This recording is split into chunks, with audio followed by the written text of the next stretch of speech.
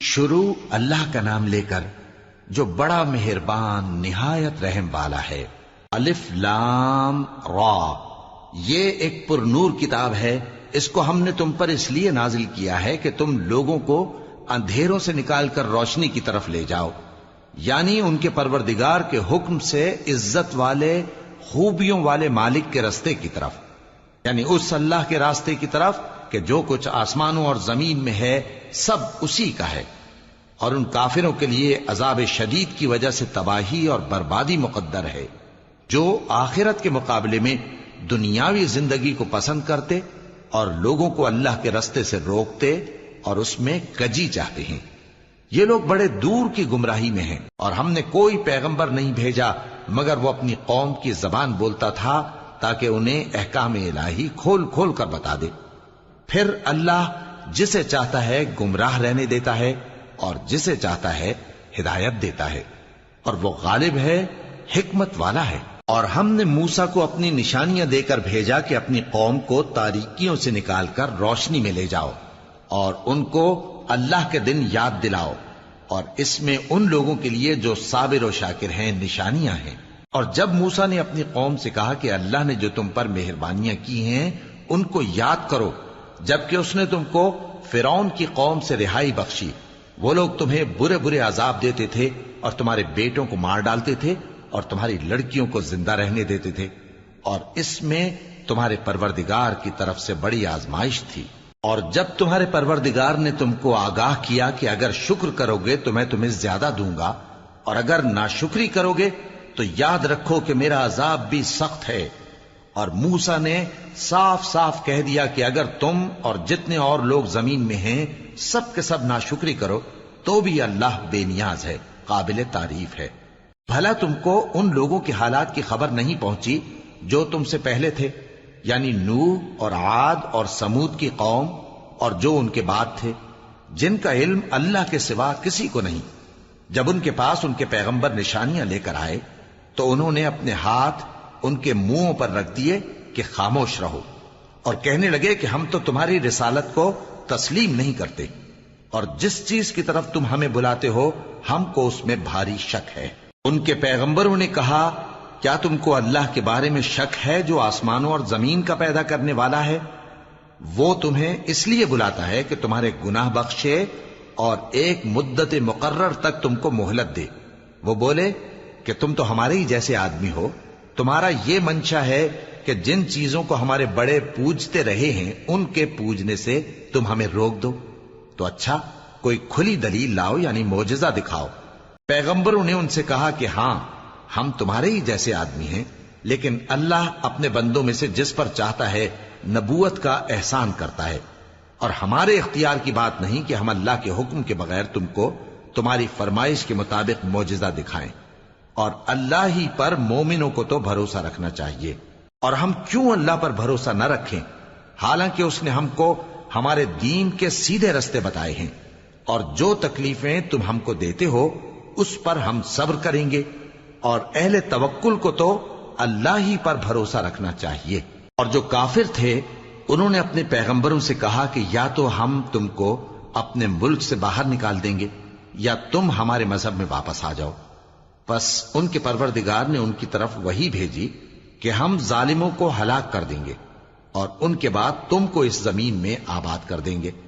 یہ اس شخص کے لیے ہے جو قیامت کے روز میرے سامنے کھڑے ہونے سے ڈرے اور میرے عذاب سے خوف کرے۔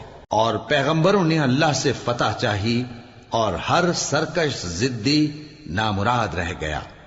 اس کے پیچھے دوزخ ہے اور اسے پیپ والا پانی پلایا جائے گا، وہ اس کو گھونٹ گھونٹ کر کے پیے گا اور گلے سے نہیں اتار سکے گا، اور ہر طرف سے اسے موت آ رہی ہوگی مگر وہ مرنے میں نہیں آئے گا، اور اس کے بعد سخت عذاب ہوگا۔ جن لوگوں نے اپنے پروردگار سے کفر کیا ان کے اعمال کی مثال راکھ کی سی ہے کہ آندھی کے دن اس پر زور کی ہوا چلے جو اسے اڑا لے جائے۔ اسی طرح جو کام وہ کرتے رہے ان پر ان کو کچھ قابو نہ ہوگا۔ یہی تو پرلے سرے کی گمراہی ہے۔ کیا تم نے نہیں دیکھا کہ اللہ نے آسمانوں اور زمین کو تدبیر سے پیدا کیا ہے؟ اگر وہ چاہے تو تم کو نابود کر دے اور تمہاری جگہ نئی مخلوق پیدا کر دے۔ اور یہ اللہ کو کچھ بھی مشکل نہیں. اور قیامت کے دن سب لوگ اللہ کے سامنے کھڑے ہوں گے تو غریب پیروکار بڑے بن بیٹھنے والوں سے کہیں گے کہ ہم تو تمہارے پیرو تھے، کیا تم اللہ کا کچھ عذاب ہم پر سے دفع کر سکتے ہو؟ وہ کہیں گے کہ اگر اللہ ہم کو ہدایت کرتا تو ہم تم کو ہدایت کرتے. اب ہم گھبراہٹ ظاہر کریں یا صبر کریں ہمارے حق میں برابر ہے، کوئی جگہ رہائی کی ہمارے لیے نہیں ہے. اور جب حساب کتاب کا کام فیصل ہو چکے گا تو شیطان کہے گا جو وعدہ اللہ نے تم سے کیا تھا وہ تو سچا تھا، اور جو وعدہ میں نے تم سے کیا تھا وہ جھوٹا تھا، اور میرا تم پر کسی طرح کا زور نہیں تھا. ہاں میں نے تم کو گمراہی اور باطل کی طرف بلایا تو تم نے جلدی سے اور بے دلیل میرا کہنا مان لیا. تو آج مجھے ملامت نہ کرو، اپنے آپ ہی کو ملامت کرو.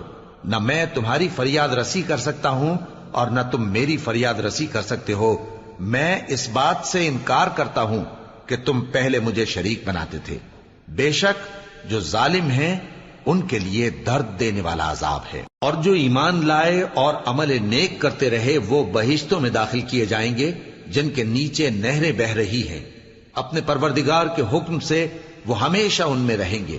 وہاں وہ ہر ملاقات پر ایک دوسرے کو سلام کہیں گے. کیا تم نے نہیں دیکھا کہ اللہ نے کلمہ طیبہ کی کیسی مثال بیان فرمائی ہے؟ وہ ایسی ہے جیسے پاکیزہ درخت جس کی جڑ مضبوط ہو اور شاخیں آسمان میں پھیلی ہوں.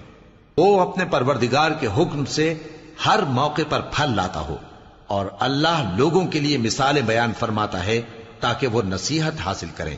اور ناپاک بات یعنی غلط عقیدے کی مثال ناپاک درخت کی سی ہے کہ وہ زمین کے اوپر ہی سے اکھیڑ کر پھینک دیا جائے، اس کو ذرا بھی قرار و ثبات نہیں. اللہ مومنوں کے دلوں کو صحیح اور پکی بات سے دنیا کی زندگی میں بھی مضبوط رکھتا ہے اور آخرت میں بھی رکھے گا. اور اللہ بے انصافوں کو گمراہ کر دیتا ہے اور اللہ جو چاہتا ہے کرتا ہے. کیا تم نے ان لوگوں کو نہیں دیکھا جنہوں نے اللہ کے احسان کو ناشکری سے بدل دیا اور اپنی قوم کو تباہی کے گھر میں لا اتارا، یعنی دوزخ میں، کہ سب ناشکرے اس میں داخل ہوں گے اور وہ برا ٹھکانہ ہے. اور ان لوگوں نے اللہ کے شریک مقرر کیے کہ لوگوں کو اس کے رستے سے گمراہ کریں. کہہ دو کہ چند روز فائدے اٹھا لو، آخر کار تم کو دوزخ کی طرف لوٹ کر جانا ہے. اے پیغمبر میرے مومن بندوں سے کہہ دو کہ نماز پڑھا کریں اور اس دن کے آنے سے پیشتر جس میں نہ اعمال کا سودا ہوگا اور نہ دوستی کام آئے گی ہمارے دیے ہوئے مال میں سے پوشیدہ اور علانیہ خرچ کرتے رہیں.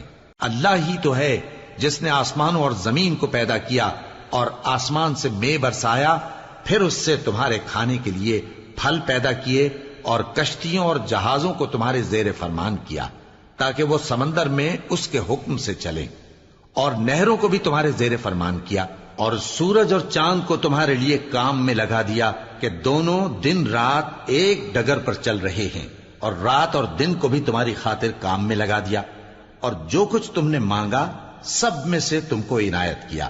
اور اگر اللہ کے احسان گننے لگو تو شمار نہ کر سکو، مگر لوگ نعمتوں کا شکر نہیں کرتے. کچھ شک نہیں کہ انسان بڑا بے انصاف ہے، ناشکرا ہے. اور جب ابراہیم نے دعا کی کہ اے میرے پروردگار اس شہر کو لوگوں کے لیے امن کی جگہ بنا دے اور مجھے اور میری اولاد کو اس بات سے کہ بتوں کی پرستش کرنے لگیں بچائے رکھیو.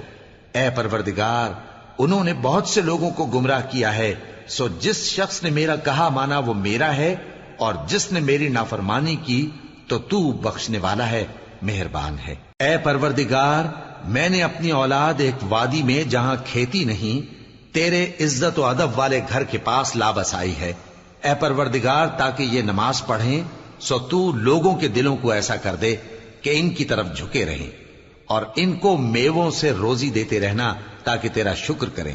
اے پروردگار جو بات ہم چھپاتے اور جو ظاہر کرتے ہیں تو سب جانتا ہے، اور اللہ سے کوئی چیز مخفی نہیں، نہ زمین میں نہ آسمان میں. اللہ کا شکر ہے جس نے مجھ کو بڑی عمر میں اسماعیل اور اسحاق بخشے. بے شک میرا پروردگار دعا سننے والا ہے. اے پروردگار مجھ کو ایسی توفیق عنایت کر کہ نماز پڑھتا رہوں اور میری اولاد کو بھی یہ توفیق بخش. اے پروردگار میری دعا قبول فرما.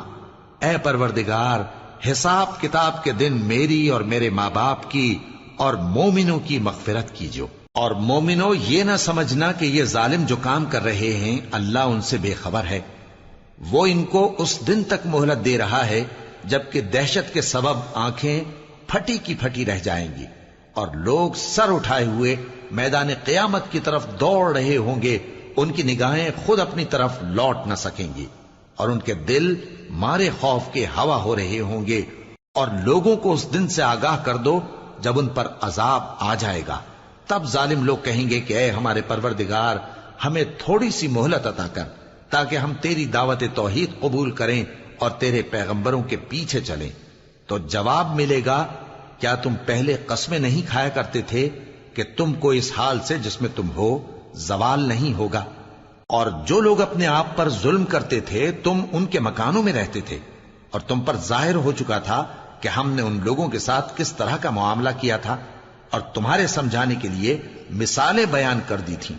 اور انہوں نے بڑی بڑی تدبیریں کی، اور ان کی سب تدبیریں اللہ کے ہاں لکھی ہوئی ہیں۔ گو وہ تدبیریں ایسی غضب کی تھیں کہ ان سے پہاڑ بھی ٹل جائیں۔ تو ایسا خیال نہ کرنا کہ اللہ نے جو اپنے پیغمبروں سے وعدہ کیا ہے وہ اس کے خلاف کرے گا۔ بے شک اللہ زبردست ہے، بدلہ لینے والا ہے۔ جس دن یہ زمین دوسری ہی زمین بنا دی جائے گی اور آسمان بھی بدل دیے جائیں گے اور سب لوگ اللہ کے سامنے نکل کھڑے ہوں گے، جو یکتا ہے بڑا زبردست ہے۔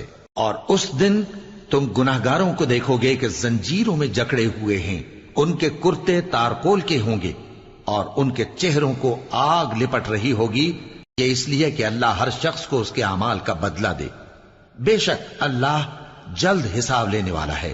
یہ قرآن لوگوں کے نام اللہ کا پیغام ہے تاکہ ان کو اس سے ڈرایا جائے اور تاکہ وہ جان لیں کہ وہی اکیلا معبود ہے، اور تاکہ اہل عقل نصیحت حاصل کریں۔